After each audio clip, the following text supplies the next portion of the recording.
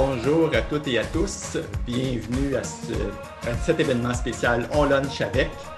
Alors aujourd'hui, on a le privilège d'accueillir une sommité dans son domaine.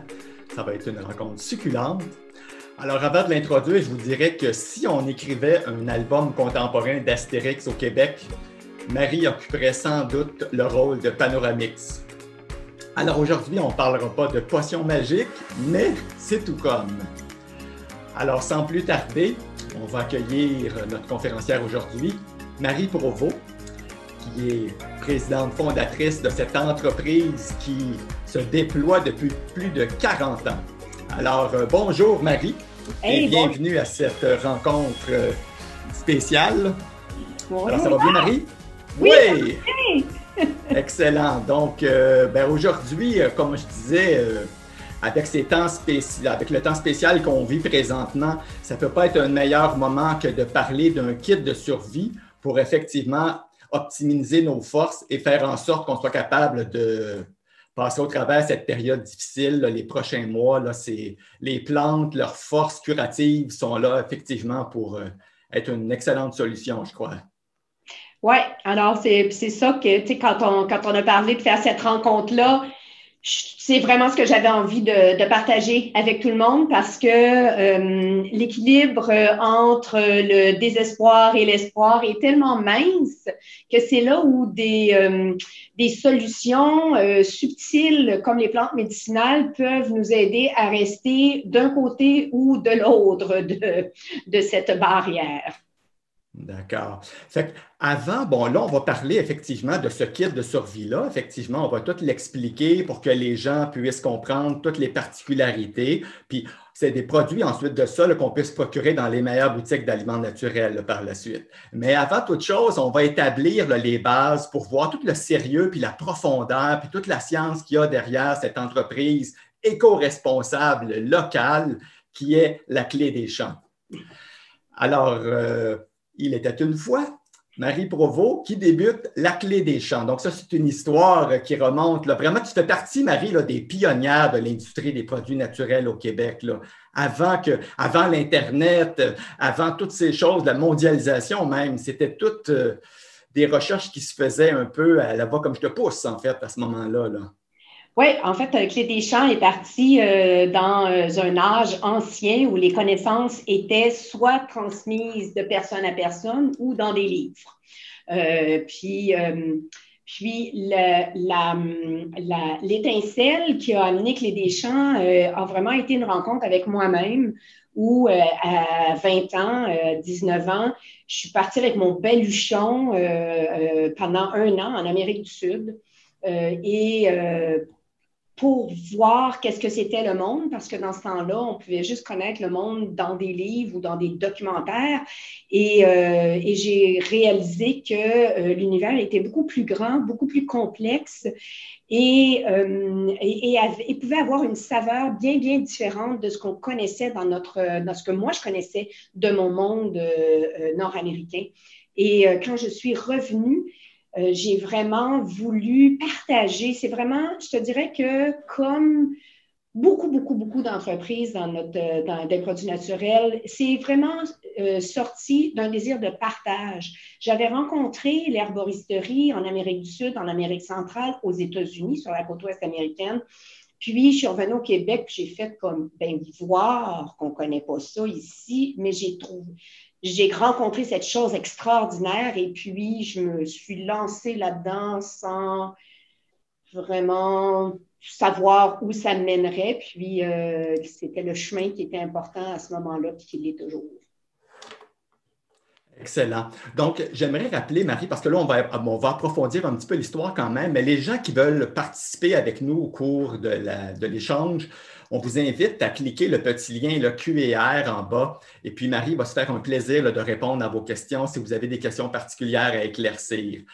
Et sachez aussi que si jamais on n'a pas le temps de faire le tour complet pendant la présentation, ça sera possible là, de faire les liens, on fera les liens avec Marie là, par la suite. Excellent. Donc, Marie, je faisais une blague là, avec notre Panoramix au début. Là.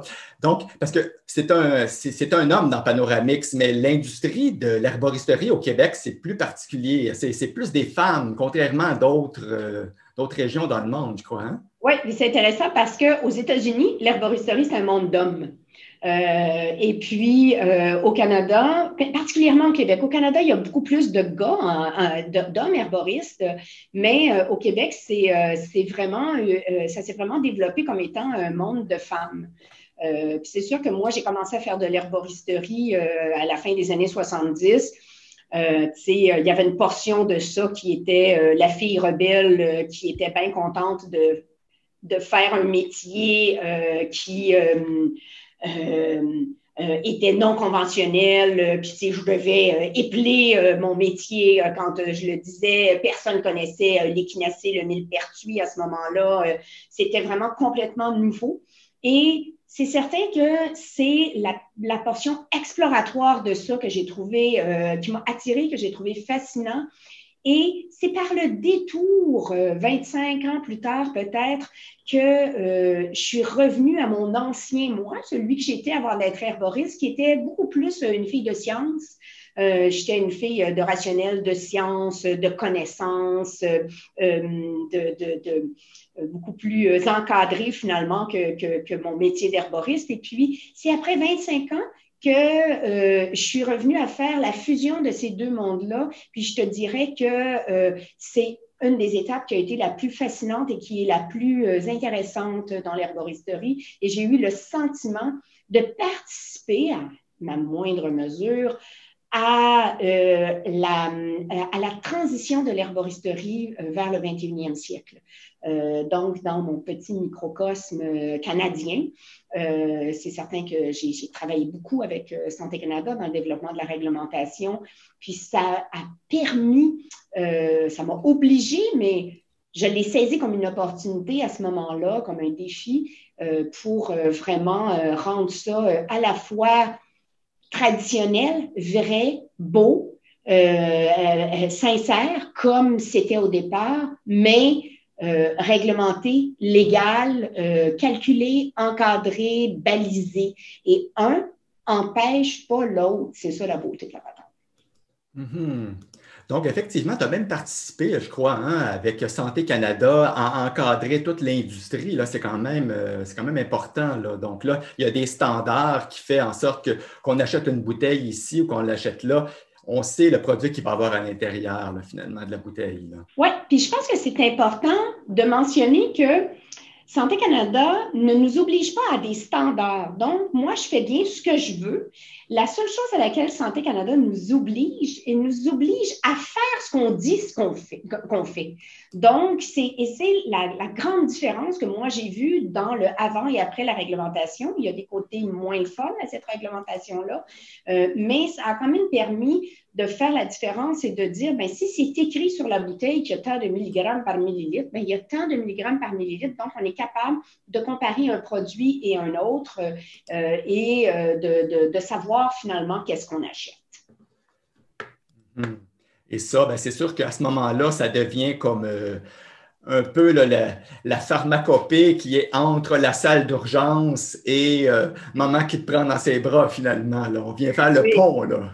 Oui, parce que à travers ça, il a fallu trouver la place de l'herboristerie. Puis quand, il y a 40 ans, les gens qui utilisaient les plantes médicinales, mais c'est des gens qui n'utilisaient pas le système médical, qui disaient, moi, je choisis de me traiter avec les plantes.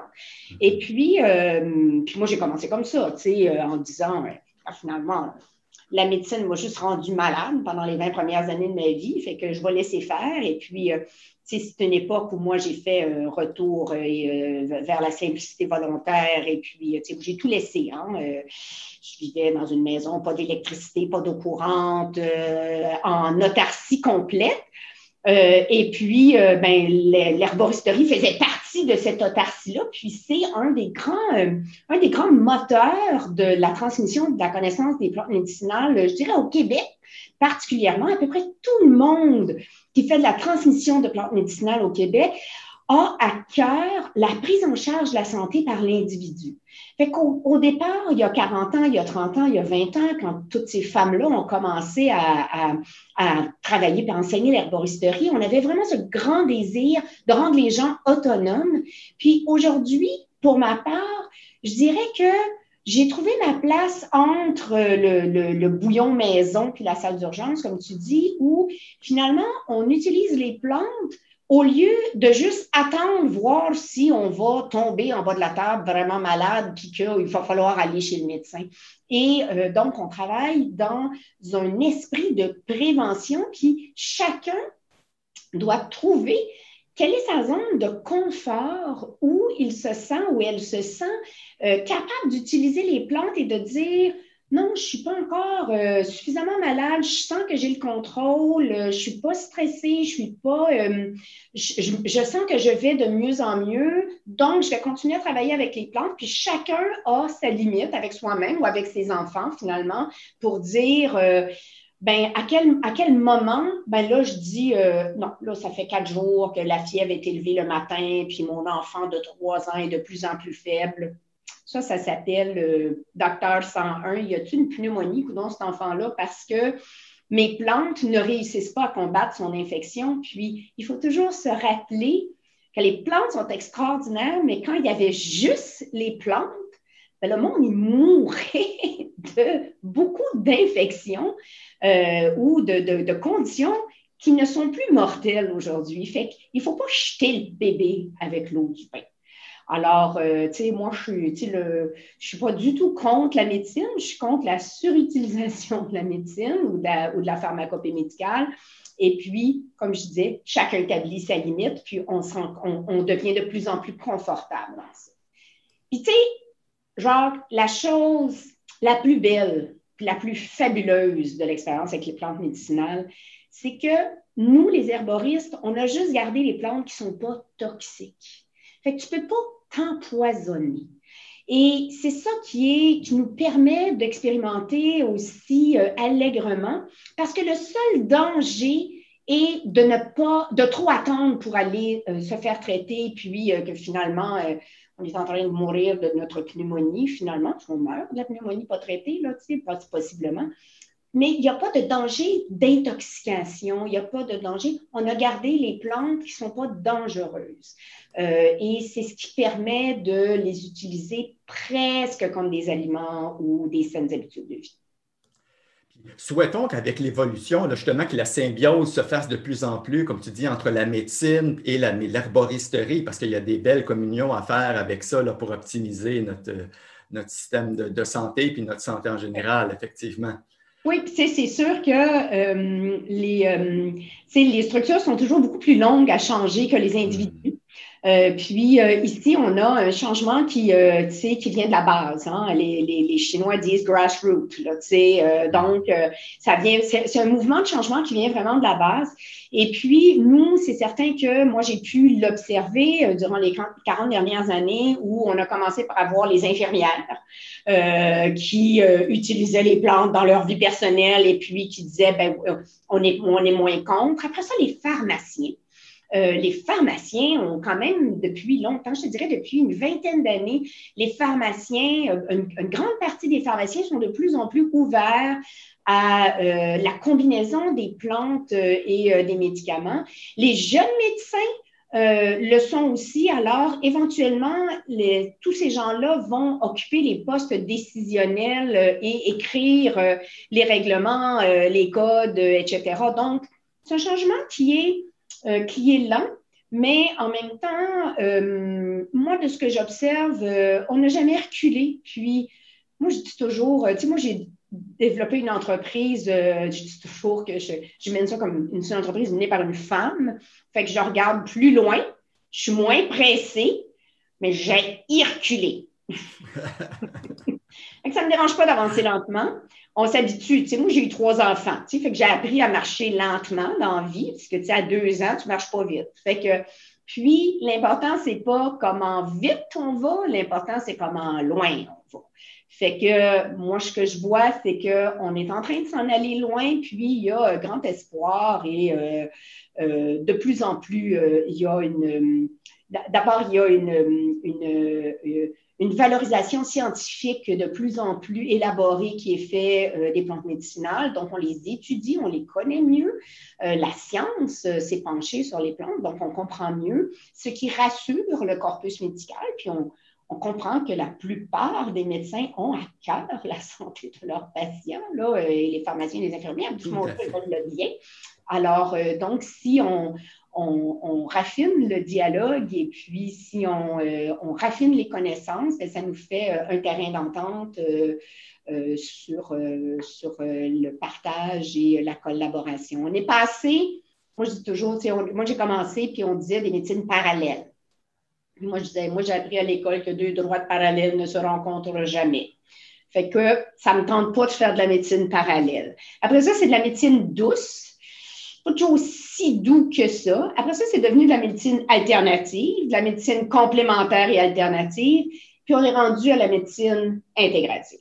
Puis c'est beau. Moi, je trouve que juste l'évolution du langage, pour moi, les mots sont extrêmement porteurs de connaissances ce sont les miroirs de la réalité. Et puis, on est rendu à parler de médecine intégrative, donc on s'en va dans la bonne direction. Nos droites sont à veille de se rencontrer.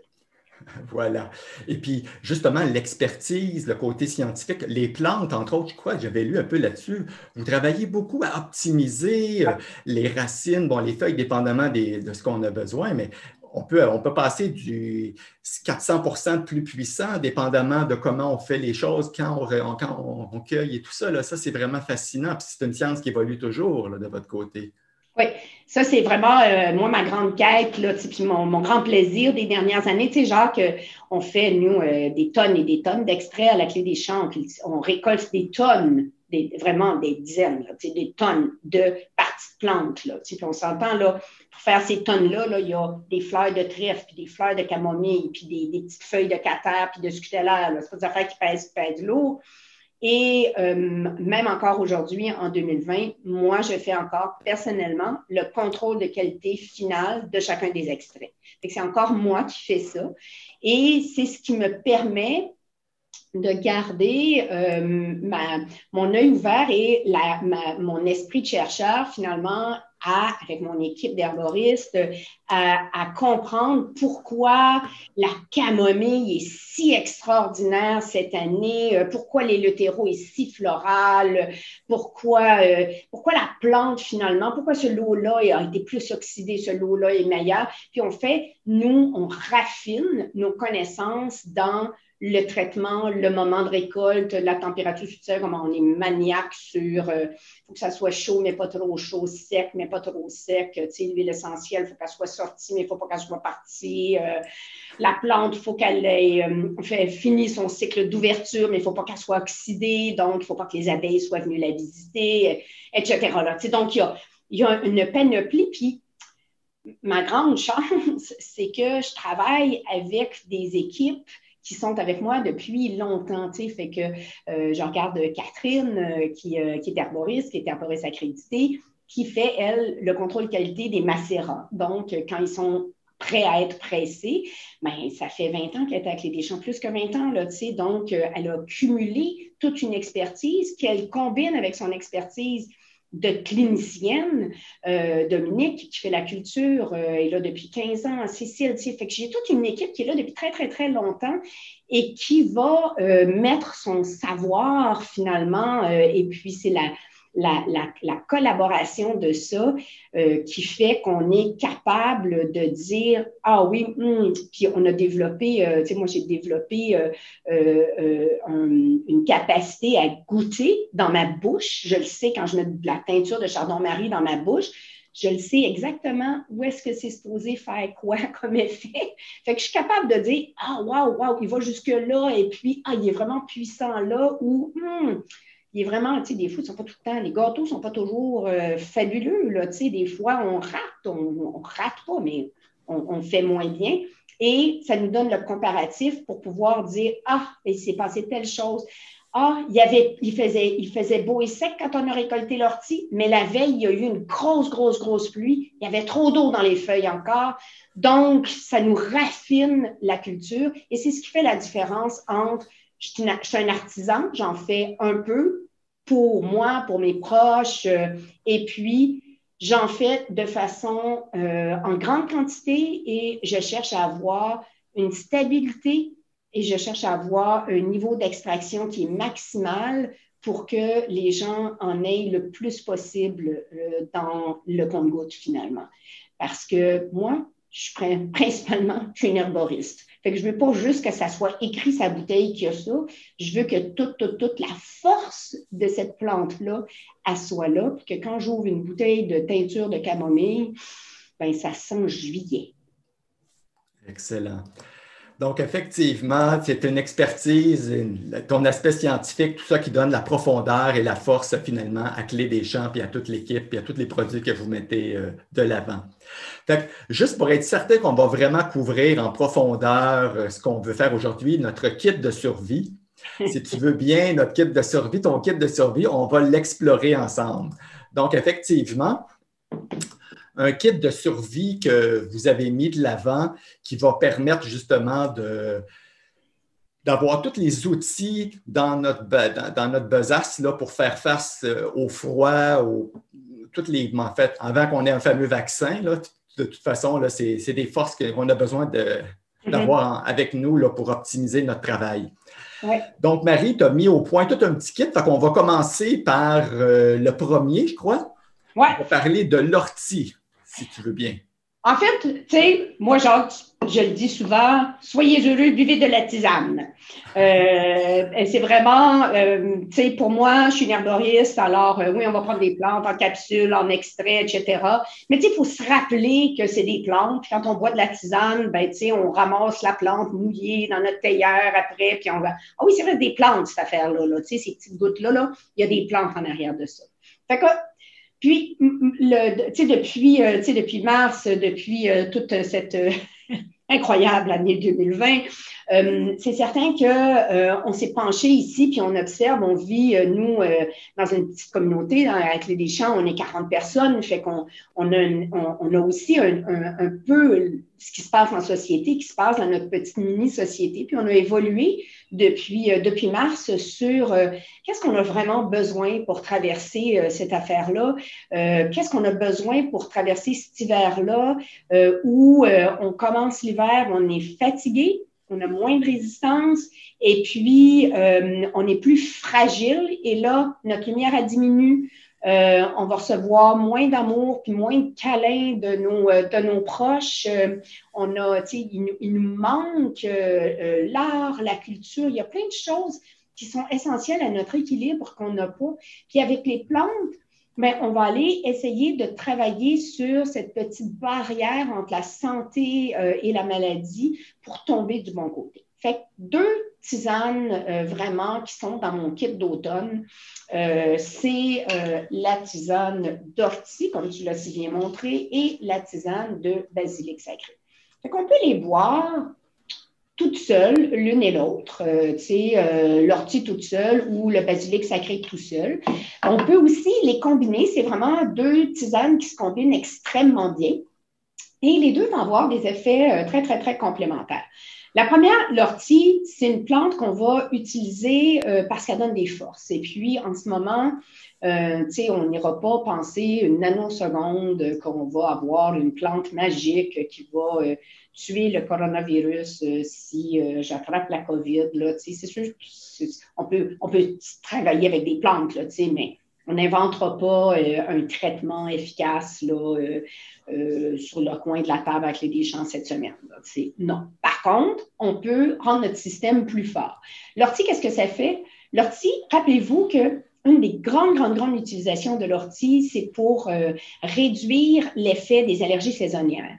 Puis pourquoi ça réduit l'effet des allergies saisonnières? Parce que c'est antihistaminique et puis c'est une plante qui aide à rendre tous les tissus de l'ORL, donc toutes les voies respiratoires, sinus, gorge et vraiment le haut des voies respiratoires de l'ORL, les rendre moins réactives aux agressions. C'est pour ça que quand je l'utilise durant les allergies saisonnières, ben, il va avoir vraiment un effet préventif. Donc, ce n'est pas juste antihistaminique en temps réel, mais si je bois de la tisane d'ortie ou de la teinture d'ortie ou des capsules d'ortie pendant un mois avant la saison de mes allergies, si j'en ai, ben, les cellules qui tapissent mes muqueuses vont être beaucoup moins réactives et vont rester un petit peu plus de glace vers cette agression-là. Fait que on voit dans le coronavirus qu'il y a vraiment une connotation où ça fait des dommages, ça fait des torts qui persistent. On ne sait pas exactement ce que ça fait encore, cette affaire-là. Fait qu'on peut essayer de limiter les dégâts en rendant nos structures, nos muqueuses plus résistantes. Le basilic sacré, lui, il travaille vraiment complètement à un autre niveau. Et le basilic sacré, il travaille sur mon psyché. Le basilic sacré, il travaille sur mon énergie, sur ma concentration, mon focus, mon calme. Et il y a vraiment un côté où, pour passer à travers cet hiver-là, où on va avoir moins de résistance, où on va avoir moins de force, où on va être plus fatigué, l'ortie va nous aider à avoir des forces, des minéraux, etc. Et le basilic sacré, il va nous aider à rester centré. Il va nous aider à rester centrés sur nous-mêmes, pas centrés sur nous-mêmes, mais centrés sur nos besoins, sur là où on va. Il va nous permettre de rester calme et de rester clair. Moi, j'aime beaucoup le basilic sacré pour la clarté d'esprit qu'il donne. Puis, ça fait ça pas par une raison psychique. C'est pas... ça ne tient pas des anges que le basilic sacré fasse ça. Le basilic sacré agit sur la production des neurotransmetteurs, sur les neurohormones, fait que ça a un effet physique qui fait que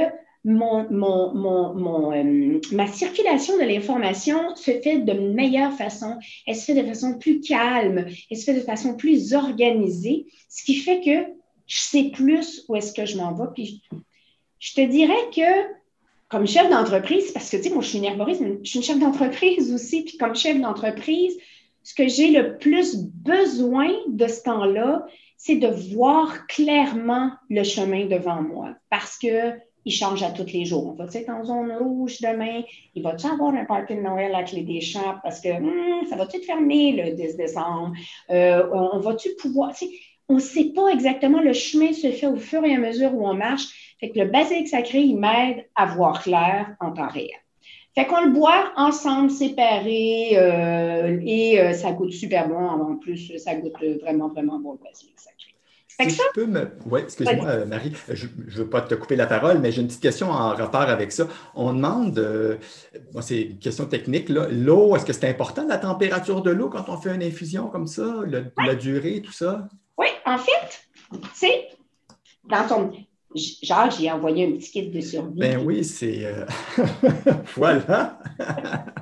Puis, ça ici, là, c'est une cafetière Bodum et moi, je te dirais que ça fait 35 ans que je fais de la tisane avec ça et que je considère que c'est le meilleur équipement maison pour faire de la tisane, c'est ça.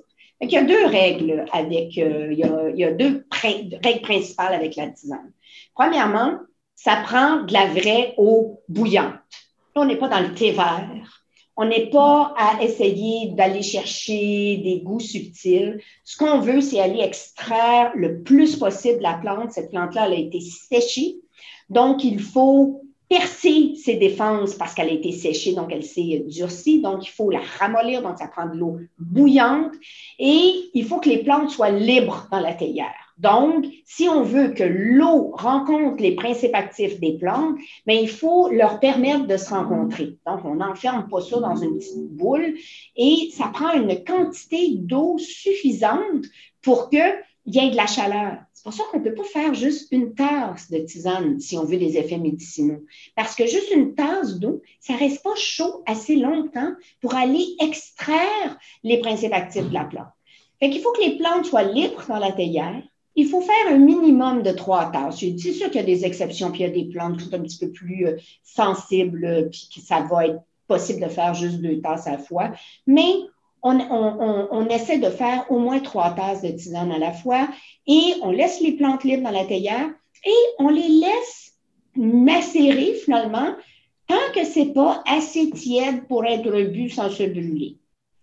Simple de même, tu sais. Fait que donc, il n'y a pas de dégradation qui se fait au bout de 3 minutes, 4 minutes, 5 minutes. Non, pas du tout. C'est sûr qu'au bout de 12 heures, là, il y a des plantes, ou au bout de 6 heures, il y a des plantes qui contiennent beaucoup de sucre, etc., ou des polysaccharides qui vont commencer à tourner un peu. Mais en dedans de la première heure, là, il ne se passe rien là. Et on attend que les plantes tombent au fond de la théière, on repaisse le piston ou on tamise si on n'a pas une théière à piston.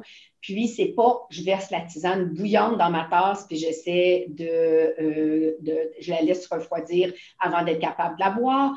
Non, vous voulez profiter au maximum des plantes. Puis, j'adore l'extrême de cette fabuleuse herboriste que j'adore, qui s'appelle Susan Weed, qui est vraiment une vraie herboriste de terrain aux États-Unis, qui, elle, dit les plantes qui sont des plantes nutritives, comme de l'ortie, de l'avoine, par exemple, mais tu fais ça dans un pot maçon, tu laisses ça toute la nuit et le lendemain matin, tu tamises et c'est là où tu as le maximum, tu as tiré le maximum de la plante. Fait que sans aller jusque-là, au moins, laissez-les macérer, laissez-les aussi longtemps que l'eau n'est pas rendue à une température où on peut la boire, puis partez avec de l'eau bouillante.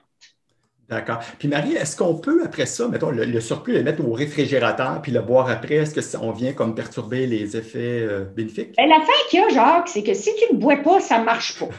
OK. Fait que, malheureusement, juste l'avoir dans la cuisine, ça ne fonctionne pas. Fait que moi, à la question comment ça se garde, je dis toujours, bois-les à place. D'accord. Ça se garde toute la journée sur le comptoir. Ça n'a pas besoin d'être réfrigéré, là, donc on en fait, puis on le boit au cours de la journée. Et je sais que, je sais que d'expérience, si tu te mets une théière de tisane sur ton bureau, tu vas boire, hein?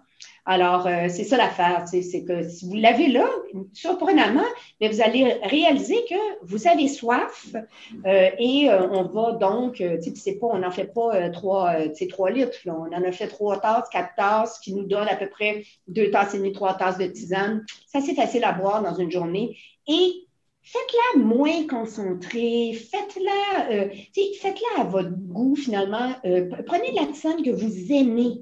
Allez trouver quelque chose que vous aimez, ce qui fait que vous allez le boire. Et la meilleure plante, c'est toujours celle qu'on prend. Parce que celle qui est la meilleure pour nous, mais qu'on ne prend pas, parce qu'on n'aime pas ça, elle ne marche pas. Puis, le dernier truc que je dirais, c'est que si vous trouvez que les plantes, ça goûte trop, l'ortie, c'est un bon exemple, ou si on n'est pas habitué, on peut trouver que ça goûte le foin, ça goûte la grange, c'est bien vert, là, fait que ça goûte le gazon un peu. Bien, à ce moment-là, tamisez-le et buvez-le avec de la glace.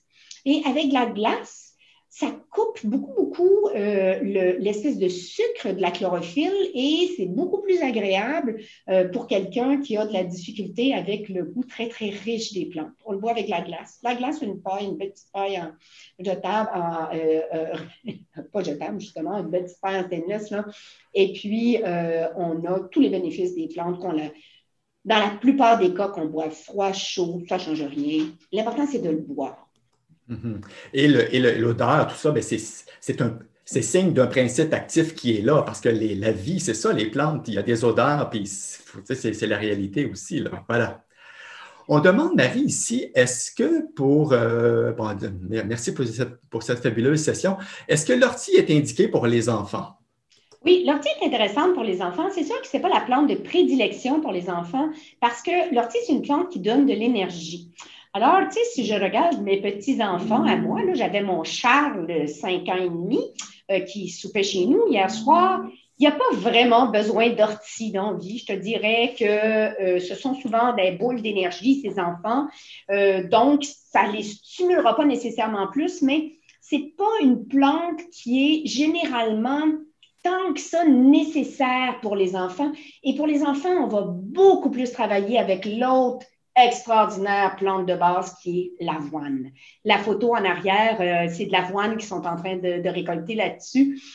Donc, c'est la même avoine que le gruyot, excepté qu'on la récolte quand l'avoine est verte et on ramasse les grains qui sont encore en lait.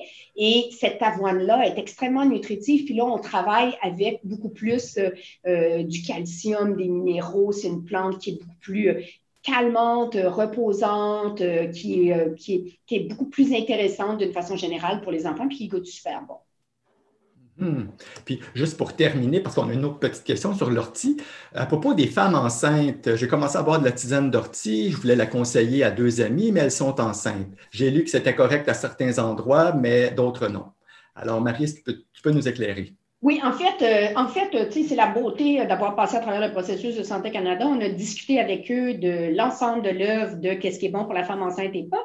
Puis, il y a quand même un consensus aujourd'hui. Puis, à part une ou deux exceptions où on n'a pas été d'accord, comme la scutellaire, que les herboristes considèrent comme étant sécuritaire durant la grossesse, mais pas Santé Canada, d'une façon générale, on peut se fier à ce que Santé Canada dit. Donc, l'ortie n'a aucun problème durant la grossesse. Puis, si vous avez une question sur la grossesse, il y a vraiment sur le site de Santé Canada, on peut vraiment aller voir les monographies des plantes.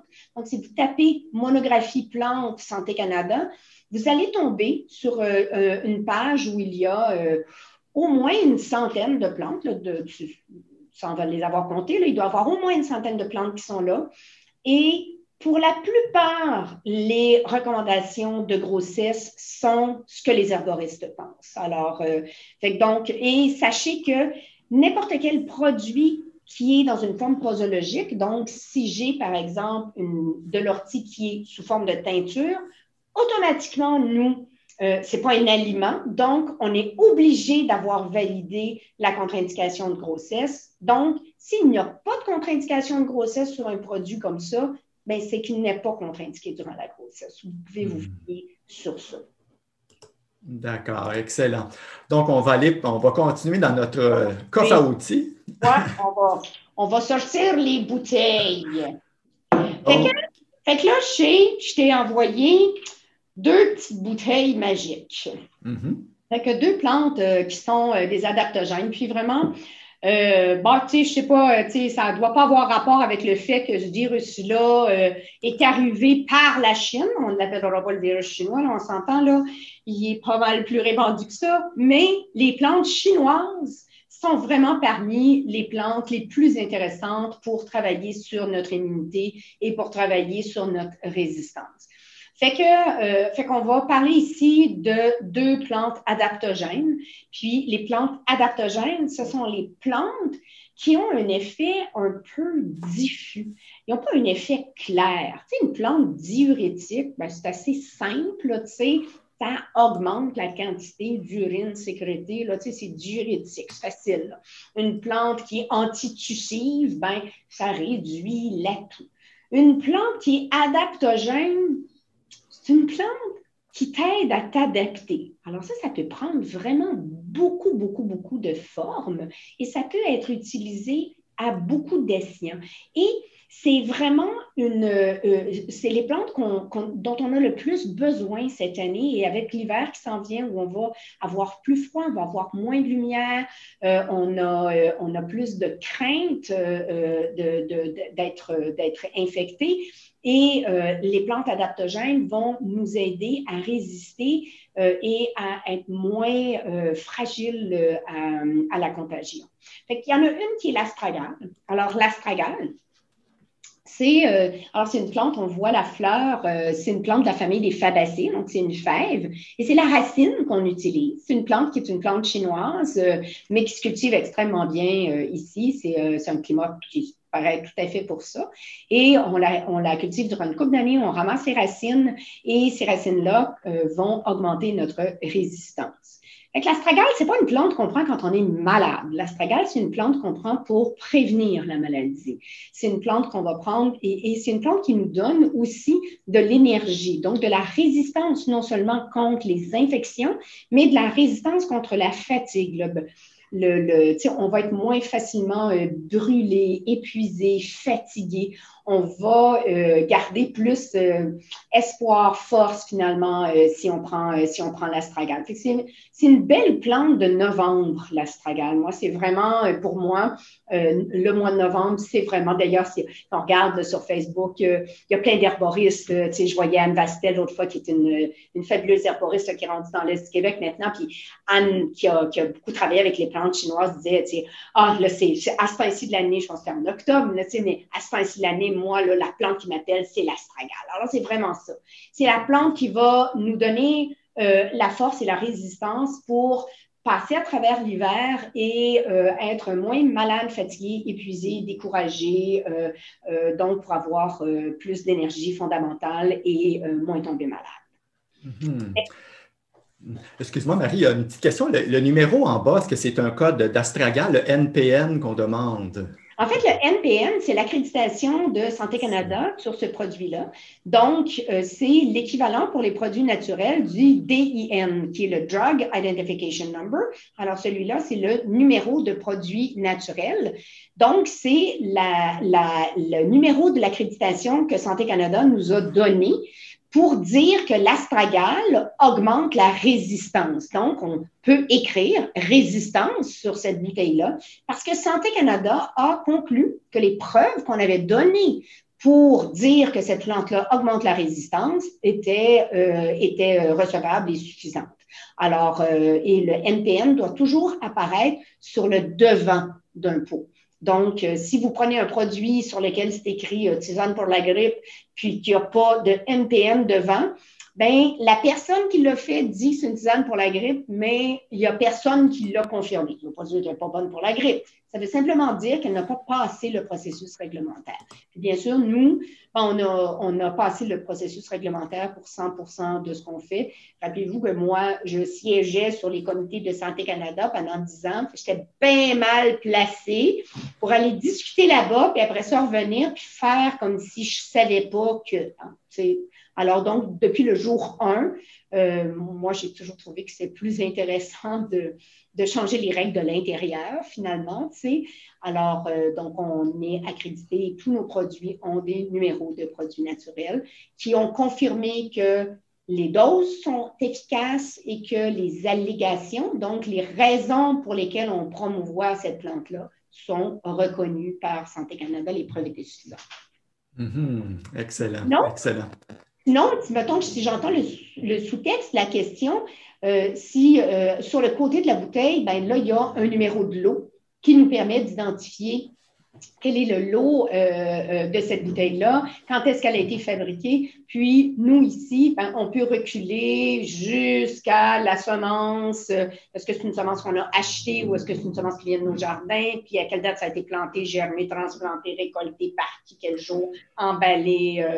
Donc, il y a une traçabilité parfaite qui nous est imposée par Santé Canada. Mais en même temps, c'est juste une bonne chose parce qu'on a une traçabilité parfaite. Donc, ça nous oblige à tenir des registres, c'est ce que je disais, où on ne fait plus de l'artisanat. On a rentré de la rigueur dans nos processus. Ça ne change rien à notre recette, mais cette rigueur-là nous permet, avec ce numéro de lot, de savoir exactement d'où viennent toutes les composantes qu'il y a dans cette bouteille-là. Mm-hmm. On demande, Marie, c'est vrai que c'est une question, là, les plantes adaptogènes ont-elles une interaction avec les médicaments? Mais en fait, ça aussi, c'est quelque chose qui est beaucoup plus recherché que c'était. Je te dirais que pour nous, les herboristes, dans les derniers 20 ans, ça a été vraiment alléluia, je te dirais, parce que c'est beaucoup plus reconnu, c'est beaucoup plus encadré, c'est beaucoup plus clair. Qu'est-ce qui interagit avec quoi? Et l'astragale, de mémoire, il faudrait que je regarde sur la bouteille d'astragale. Et là, c'est sûr que parfois, ce que nous, on pense est un petit peu non, tu vois, alors il n'y a aucune contre-indication médicamenteuse pour l'astragale. Et là, des fois, on n'a pas tout à fait le même avis que Santé Canada, mais on va suivre l'avis de Santé Canada. Tu sais, je pense qu'en tant que médicament, je pense qu'ils peut-être connaissent ça mieux que nous. Alors, nous, on leur demande de reconnaître notre expertise en plantes. Ben, on va reconnaître l'expertise de ceux qui fabriquent des médicaments. Et dans le cas de l'astragale, il n'y a pas de contre-indication. Les seules contre-indications qu'il y a sont si on a une maladie auto-immune. Et ça, c'est une contre-indication qui est quand même assez globale à Santé Canada. Dès que quelque chose touche le système immunitaire, ils font comme si c'est une maladie auto-immune, ne touche pas à ça. Puis, par contre, dans le cas de l'astragale, il y a beaucoup de travaux et de recherches qui ont été faites où les gens qui font de la chimiothérapie et de la radiothérapie prennent de l'astragale avec les traitements ou avant les traitements ou après, et ça leur permet de rester plus forts et ça rend les traitements plus efficaces parce qu'on résiste mieux. Tu sais, un traitement de chimio, ça t'abîme le corps un peu, là, tu sais. Et l'astragale a été démontré comme ayant une synergie positive pour la chimiothérapie. Fait que c'est intéressant que la question soit posée au sujet de l'astragale parce que non seulement elle n'a pas de contre-indication d'interaction avec les médicaments, mais c'est une des rares qui a été analysée, étudiée et démontrée comme étant une excellente synergie. Alors, et ça, je crois que dans le 20, 30, 40 prochaines années, c'est une collaboration qu'on va voir de plus en plus et c'est d'où vient là, toute la richesse de médecine intégrative parce que, bien sûr, il faut savoir qu'est-ce que l'un et l'autre font. Et l'astragale, est-ce que c'est recommandé pour les enfants ou c'est que les adultes? C'est pas vraiment une plante beaucoup pour les enfants parce que c'est une plante qui est quand même une plante stimulante. Puis, encore une fois, ici, tu sais, les enfants, on va avoir tendance à les traiter avec des choses qui sont beaucoup plus court terme. Alors, on va leur donner, on va plus travailler avec la tisane pour faire de la prévention. Et puis, si on a un enfant, par exemple, qui a une fragilité à faire des otites à répétition, on va plus travailler avec de l'extrait d'échinacée, par exemple, qui va tonifier son système immunitaire d'une façon plus précise. Que l'astragale, qui travaille plus avec une condition d'adulte, il y a plus de connotation d'épuisement. C'est sans dire que l'astragale a été démontré pour l'épuisement, là, mais il y a plus de connotation d'épuisement dans l'astragale. Puis les enfants, ils se fatiguent, mais ils ne sont pas dans un état d'épuisement. C'est plus une condition d'adulte. Alors, il n'y a pas de contre-indication stricte et une herboriste peut très bien donner de l'astragale dans un cas à un enfant très, très, très bien. Mais d'une façon générale, si on n'est pas familier avec les plantes, ce n'est pas vraiment une plante qui est si apte pour les enfants. On n'ira pas nécessairement avec cette plante-là. Alors, excellent. Donc, on va retourner à notre besace, effectivement. Donc, avec une autre. Fait que si je m'en vais avec le reishi, alors le reishi, ça, c'est un champignon. Puis, c'est un champignon, ça aussi, c'est une plante chinoise. C'est un champignon qui l'extraction de ça va être complètement différente. Alors, c'est une extraction où on fait une double extraction. Donc, on fait une extraction à l'eau et une extraction à l'alcool parce que la plupart des principes actifs du champignon vont nécessiter de l'eau pour être extraits. Donc, on a développé tout un procédé où on fait une extraction à l'eau qui est une extraction extrêmement concentrée et on fait aussi une extraction à l'alcool et on mélange les deux ensemble. Et le reishi, ben, c'est un petit peu le complément de mon ortie finalement. Donc, le reishi va être une plante qui est un adaptogène. Alors, on voit que Santé Canada reconnaît le reishi comme étant une plante adaptogène. Et c'est une plante adaptogène qui va vraiment travailler beaucoup au niveau de l'ORL et qui va travailler beaucoup au niveau de la résistance de mes tissus. Donc, un petit peu comme l'ortie tout à l'heure où je disais, ben, l'ortie va vraiment travailler pour rendre les tissus des voies respiratoires moins réactifs. Et c'est la raison pour laquelle on va très, très souvent donner du reishi chez les gens aussi qui font des allergies saisonnières. Et ce kit-là a vraiment été fait dans un esprit, avec ces plantes-là immunitaires, dans un esprit de j'ai de la résistance, j'ai de la force, j'ai moins de fragilité. Reishi astragale, c'est vraiment une belle combinaison.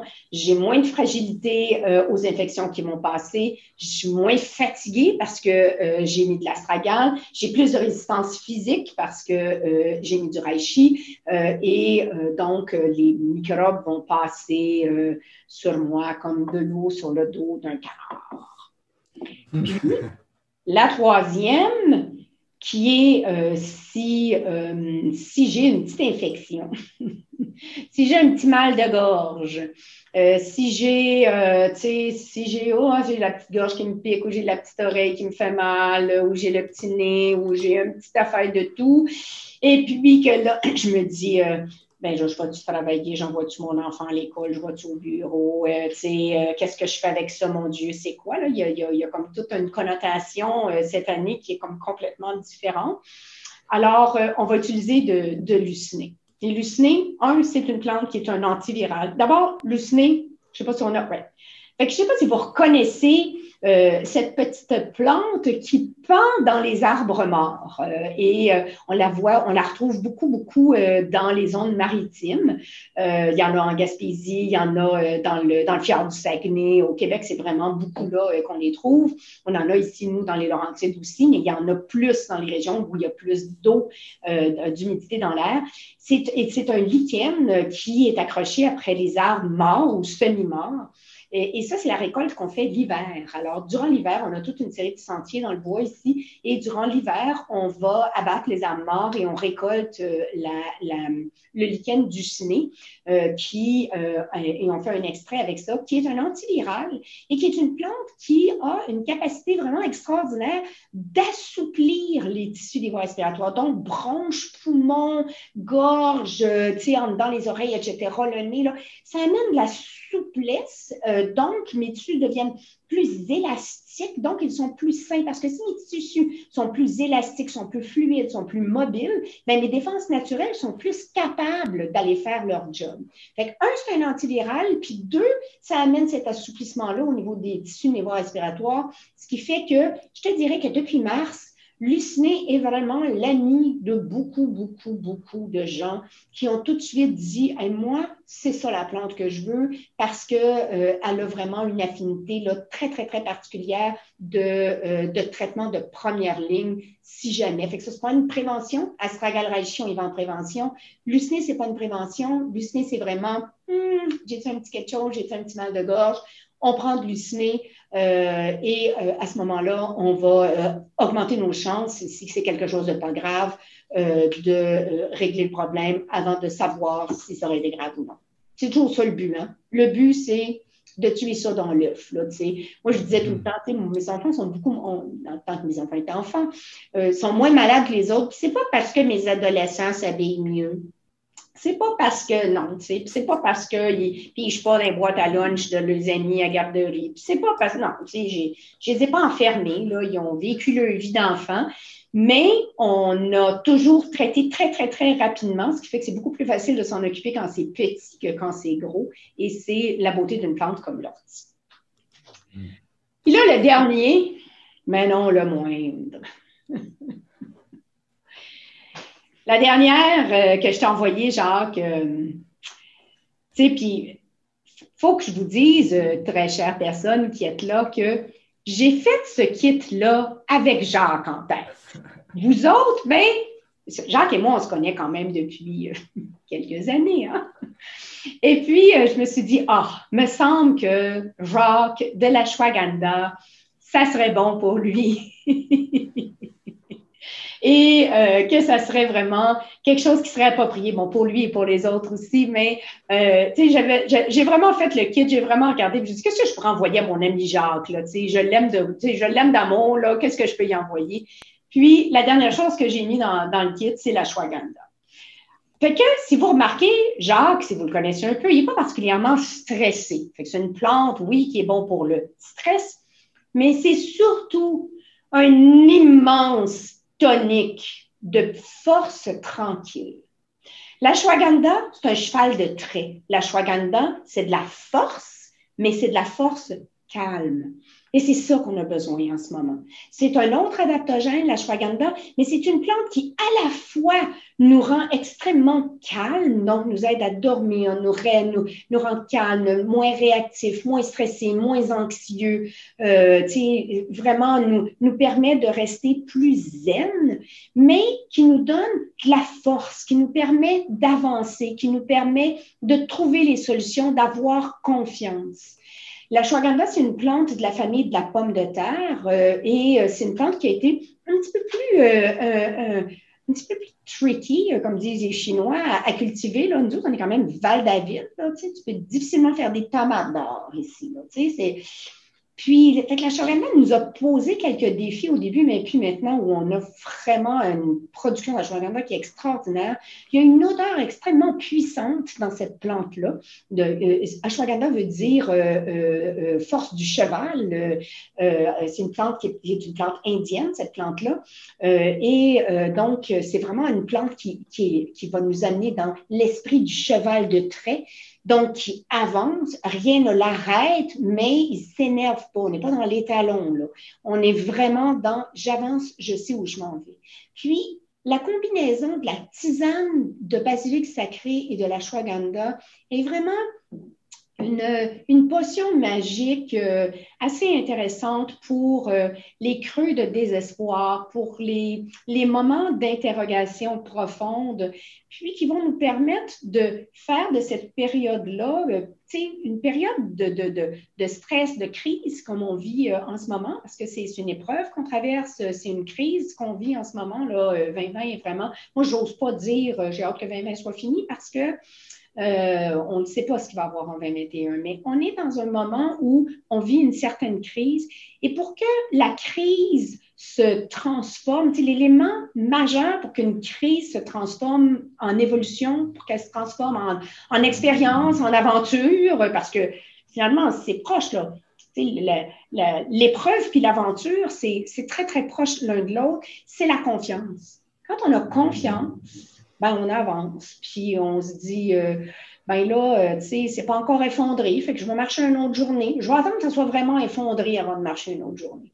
Puis, je trouve que je me rappelle quand je suis arrivée dans les Laurentides, moi, je suis une ancienne de Montréal, là, dans une autre vie, là. Puis quand je suis arrivée dans les Laurentides, la mouche noire me faisait capoter, ça me rendait folle. Puis à un moment donné, je me suis dit, ben finalement, tous les jours où le printemps arrive, puis les mouches sortent, je vais me dire, c'est-tu la journée où je vais venir folle aujourd'hui, où je suis capable de te faire une autre journée? Puis, ben, finalement, il y avait comme une journée dans l'été où là, vraiment, c'était trop. Là, puis sinon, ben, c'était comme, ben non, je suis encore capable. Et c'est ça que la ashwagandha nous amène, finalement. Elle nous amène la force intérieure pour avancer, puis dire, je suis encore capable.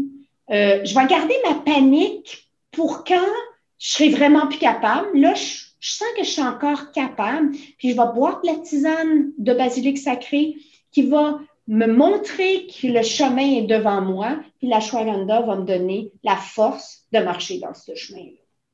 Fait que ça, ben, c'est mon kit de survie pour l'hiver. Fait que j'espère qu'on va tous être heureux, en vie, forts et puissants au printemps prochain, quand le soleil va revenir.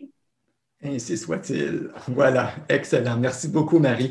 Dis-moi, bon, pour se procurer tous ces produits-là, on va dans nos boutiques d'aliments naturels favorites, là. Je pense que vous faites même de l'éducation auprès des gens, là, des employés là, dans les succursales, dans les différentes boutiques. Donc, c'est là qu'on peut aller se procurer ces produits-là. Absolument. Excellent. Puis on a une belle surprise parce que je te dirais, Marie, qu'on avait beaucoup de gens qui ont participé, qui sont encore en direct avec nous. C'est fascinant. On aurait pu t'écouter toute l'après-midi, je suis certain. Donc, on a un petit cadeau, une petite surprise qu'on va faire tirer parmi les gens qui étaient là aujourd'hui. Alors, si tu veux nous en parler, s'il te plaît. Bien, en fait, le kit que j'ai devant moi ici, ben, il va aller dans une belle boîte clé des champs, puis il va s'en aller chez quelqu'un qui était là aujourd'hui, puis qui participe à ce concours-là. Donc, Jacques, par la magie des ondes virtuelles, va faire un tirage parmi la centaine de personnes qui ont participé live à cette présentation-là. Fait que, ben, pour vous remercier d'avoir toffé à m'écouter, parler de toutes ces choses qui me fascinent, puis pour m'avoir finalement permis de partager un petit peu de cette passion-là. Puis si je peux avoir juste instauré l'envie de juste goûter un peu pour vous, pour vos proches, ou éclairer sur une plante que vous ne connaissiez pas et puis qui peut vous aider dans votre chemin, ben, il y a quelqu'un qui va recevoir tout un beau kit de survie qui sera pour lui ou à partager avec ses proches. Excellent. Donc, encore une fois, merci. Je te dis, Marie, le cadeau, c'était de t'entendre puis d'avoir toutes ces connaissances-là, mais c'est un petit bonus pour celui ou celle qui va le gagner. Donc, on va procéder à ça rapidement et puis on va l'envoyer par courriel dans les prochains 6-8 heures. Donc, vous saurez si vous êtes la gagnante ou pas. Et les autres, ben, vous allez vous rendre dans vos détaillants de produits d'aliments naturels pour vous procurer ce kit-là, qui est finalement le plus beau cadeau on peut presque dire, le plus beau cadeau de Noël qu'on peut se faire, c'est la santé, c'est la prévention, là, finalement. Oui. Excellent. Ça marche. Ben, Marie, merci encore beaucoup à toi et à toute ton équipe, toute la force, l'intuition, la science qu'il y a derrière ça. Alors, ça nous a vraiment permis de voir le sérieux, que quand on arrive au magasin et qu'on voit des produits clés des champs, on comprend toute la profondeur qu'il y a derrière cette entreprise locale, éco-responsable d'ici. Merci encore, Marie, de ton temps. Tu es passionnant. Ça fait plaisir. Ciao, ciao. Ciao à tout le monde. Excellent. Bye bye, Marie. Allez, Au plaisir.